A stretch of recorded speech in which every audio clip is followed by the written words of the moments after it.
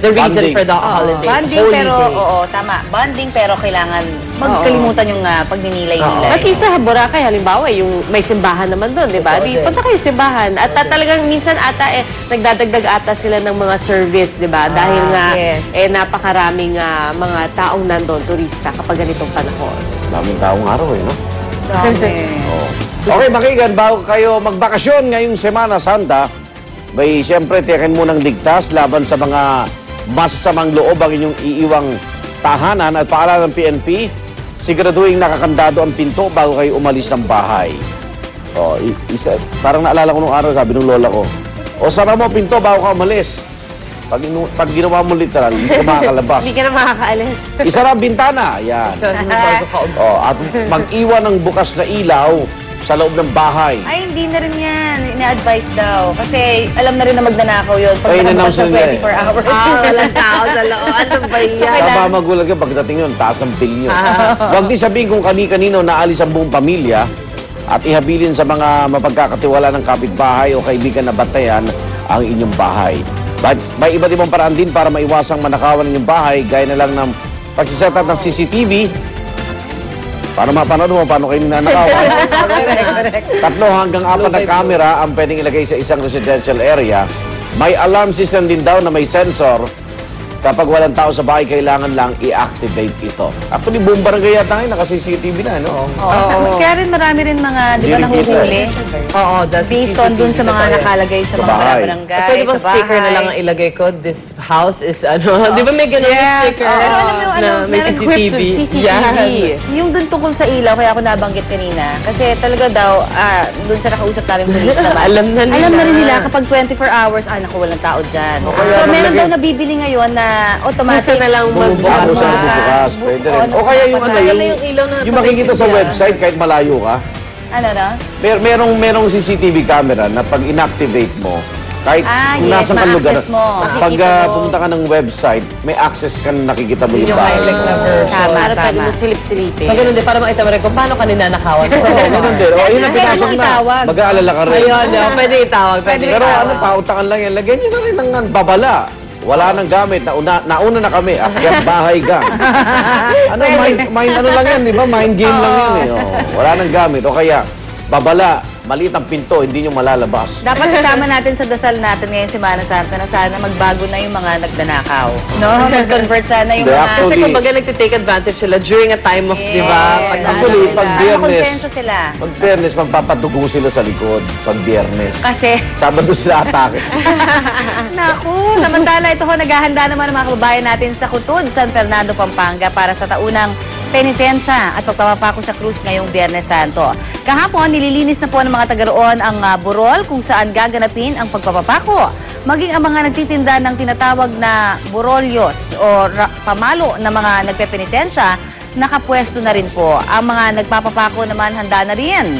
Ang ilan sa kanila, inaayos na po ang susuotin sa Biyernes. Pati ang mismong pakong gagamitin at papasaning krus na humigit kumulang 40 kilo ang bigat, handa na rin po. Ang hirap din talaga. Alam mo, kahit hindi ikaw yung magpapapako, minsan pag nakikita mo lang yung ginagawa nila, parang ikaw na yung nasasaktan. Oo nga eh. At mag-iisip ka, no, kung bakit nila nagagawa yon at kung paano nila nagagawa At yun. yata hinahanap niya yung magulang niya, di ba?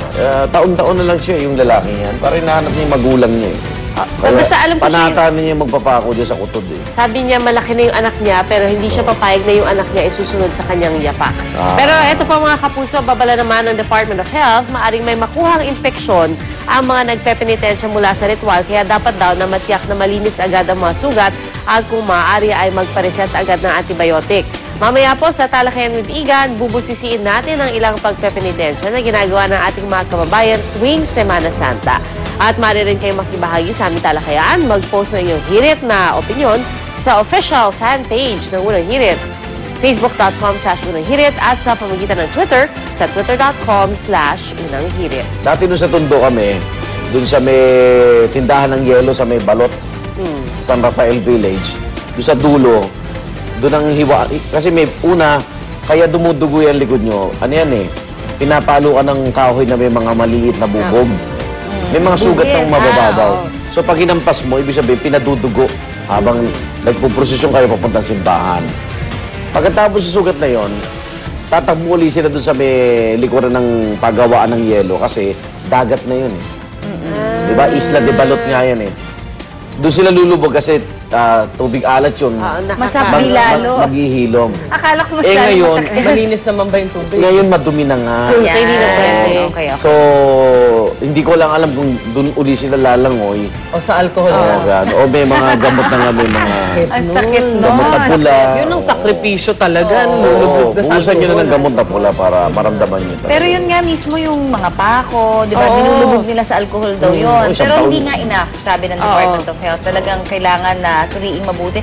Kasi hindi naman din talaga parang makikita mo na natatanggal na doon yung bacteria. Sa bagay, Pwede for others, makuha. it's the faith, I think, na Yes, it's it supposed is. to keep them safe. Katulad ng kunwari sa simbahan, di ba, may holy water. Ang dami-dami yung nagdidip doon. May ibang Actually, ayaw oo na nila, nga. di ba? Pero may iba, it's supposed to be holy water. So, parang ganun eh, merong paglalaban ng science. Matagal na yan eh, di ba? Totoo rin Yung naman. faith ninyo. Ang tagal na nyo nagpapako, buhay pa. Naalala ko dati, a few years back, may kinover ako dyan ang, hindi, kumbaga, di ba kasi mga nakita natin nagpapapako, yung sila-sila doon na namamanata talaga. May mga nagsubok na magpapako, mga college students. Hindi pinayagan. Well, yung isa nakalusot. No? Ah, Yung isa okay. nagpapako siya talaga.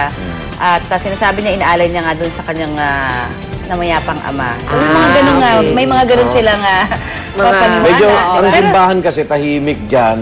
Kasi tradisyon na rin yan, di ba? pananampalataya. ang sinasabi ng simbahan ngayon, Semana Santa, mas magandang gumawa ka ng mabuti sa kapwa mo Totoo kaysa yun. Oo, kaysa saktan mo yung magpakasakit. sarili mo. Okay, pasadahan naman natin ang mga maaksyong balita sa umaga ito. Narito na ang Ronda Report.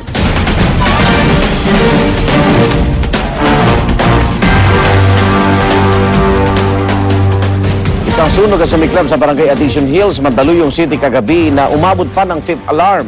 Yan ang Ronda Report ni Oscar Oida. Oscar!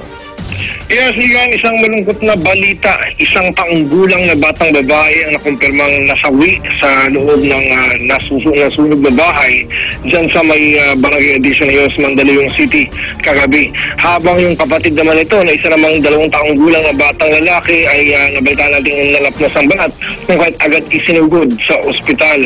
Ayon sa mga bumbero, tinatayang bandang pasado alas 10 ng gabi nang magsimula ang sunog na umabot sa ika-5 alarma. Igan, aabot sa 10 kabahayan ang natuspan nito o nasunog nito at aabot naman sa 15 pamilya ang naapektuhan. Sa mga sandali ito, Igan, ay hindi pa rin matiyak yung sanay ng sunog bagamat may suspetsa ang mga otoridad na baka naiwang kandila ang dahilan dahil kung saan nagsimula yung sunog, nabalita ang naputulan daw ito ng kuryente.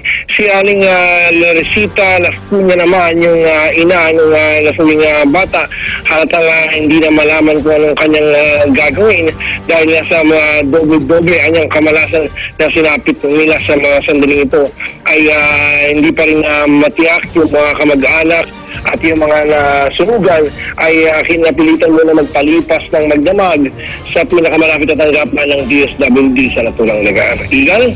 Maraming salamat, Oscar Oida. Samantala, nababahala Manila City Social Welfare Office sa dumaraming kaso ng mga sanggol o mga batang inaabando na rin. Sa mga iturn-over pa lang sa kanila, aabot na raw na mahigit 10 ang bilang ngayon taon. Noong Sabado, isang sanggol na naman ang natagpuang inabandona sa Baseco Compound sa Tondo. Pwede na isang babae nakita raw ng mga batang nangungulekta ng basura ang isang paper bag sa kanilang bakuran. Inakala raw na basura ito pero bigla na lang may umiyak. Sa loob nito nakita niya isang batang nakabalot sa itim na t-shirt, namumutla, puno ng dugo at may pusod pa. Agad daw niya inireport sa mga otoridad na nakitang sanggol at dinala sa ospital. Balusod na maayos naman ang lagay ng sanggol na babae na dinala sa Reception Action Center ng Department of Social Welfare and Development Manila para doon na siya maalagaan. Mother Angel, isa pang angel. Buti buhay. At isang larawan naman ang kumalat sa Facebook kung saan isang butanding ang tila ba ginawang surfboard. Sa Bolhoon, Cebu, kuha ang larawan ng tinalian at sinakyang whale shark. Ang inakala magiging cool na larawan, umani na batikos mula sa iba't ibang blog at social networking sites. Hindi rin ito nagustuhan ng Bureau of Fisheries and Aquatic Resources na itinuturing na pagmamaltrato sa hayop ang insidente. At dahil isang endangered species ang butanding, may katumbas na parusang hanggang 6 na taong pagkakakulong at multang hanggang kalahating milyong piso ang sino mang magmamaltrato sa mga ito. Agad na humingi ng tawad ang asawa ng mangingisda na nakahuli sa butanding.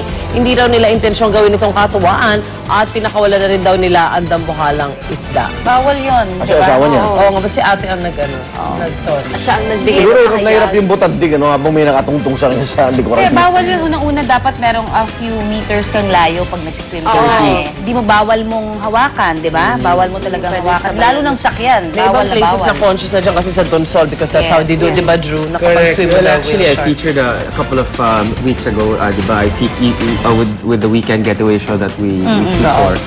Pumunta kami sa isang lugar nga sa Cebu na medyo nagulat rin kami dahil pinicture namin pero I got worried din dahil yung mga butanding ay parang mga aso. Meaning to say, parang pinapakain lang nila and then they just come. Parang darating kagad sila mismo sa tabi ng bangka na sabi ko, kumbaga parang sobrang imposibleng nangyayari to. It's so artificial, parang ganyan. Hindi yung parang natural environment nila. Parang ganyan. So, sobrang nasanay sila. May sugat, to. So, yun yung kinakatakutan din natin na parang sobrang nasanay na yung mga isda na to sa mga tao. Medyo nag-take advantage na yung mga ibang tao.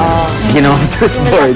Or hindi nila talaga, according to dun sa tatay nung tumakay, hindi daw alam. Kasi sa Cebu ito eh. Yung Correct. sa Donsol, sanay Sa sila. Donsol, alam Sanay nila. sila. Oo. Pero dito, iba siya. Siguro Natawa nagulat, daw yung- nagpa-picture lahat. Parang yung feeling ba? Hindi, pati Nagpa-picture hindi din ako. Ang importante dyan yung ano eh. Yung parang hindi dapat yata talaga magpakain. Hindi, hindi. Kasi pag masasanay nagpakain sila, ka parang ng hayop, naiiba na yung habitat ng Correct, hayop. Pati correct. ugali nila. Opo. Kasi ang natural ng butanding is siya mismo nagpapakain sa sarili niya doon sa mga Planktons, schools. diba? Oo, Oo. ng mga fishes. Diba? Nangangalang yan eh. I wonder Anong kung pwede natural silang kumain ano? ng iba eh. Kasi usually it's really just the plankton that they eat, di ba? Right. Ano yun? Eh, Ano daw baka yung pinapakain yung nila sa pinapakain ng mga tao. Yun ang weird na bawal. Di ba may isang pag-aaral sa isang lugar sa Africa na nagpakain sila ng mga monkey? Oo. Ngayon umasa na yung monkey sa tao. Nung wala na sila maibigay ng pagkain, naging wild na yung Yung monkey. mga Kasi nga, Kaya- nasira mo yung kanilang diskarte, Oo, kumbaga. sila na mismo dapat. Kaya sa mga zoo, di ba? Bawal pa Oo, bawal magpakain ng pakainin. Alright, balitang sports naman po tayo mga kapuso. Sa pagsisimula ng Semana Santa, unti-unti na rin sinisimula ni pambansang kamao Manny Pacquiao ang kanyang training para sa nalalapit na sagupaan nila ni Timothy Bradley sa June 9. Maikling road work at shadow boxing ang kanyang ginawa sa General Santos City. 2 linggo bago ang formal na simula ng nakagawi ang niyang 8-week training program.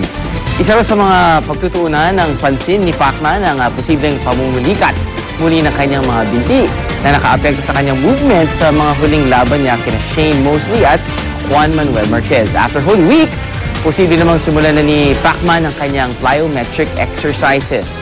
Bukod sa physical, pinagtutuunan na rin daw ng pansin ni Manny ngayon ang kanyang spiritual preparedness. Good luck. Good luck, Manny. Mahaba-habang 8 weeks yan. Pray over na training. kaya si Timothy Bradley. Kasi Samantala, iba na yun, no? Iba na ang discard niya pag gano'n, di ba? oo. Huwag Kailangan, kang manakit ng kapwa. Paano yun? kasi di ba nga, sinasabi nga niya di ba, na parang nag-aalangan na siya sa kanyang pagboboxing. Pag So, ikaw hindi ay na dapat mag-retire. Oo. sinaktan, batuhin mo, tinapay. Pero iba naman din kasi pag sport, no? Hindi mo naman Kasi na- controlled environment naman din yun eh. siya. Oo. Samantala, ito naman po, balita mula sa ibang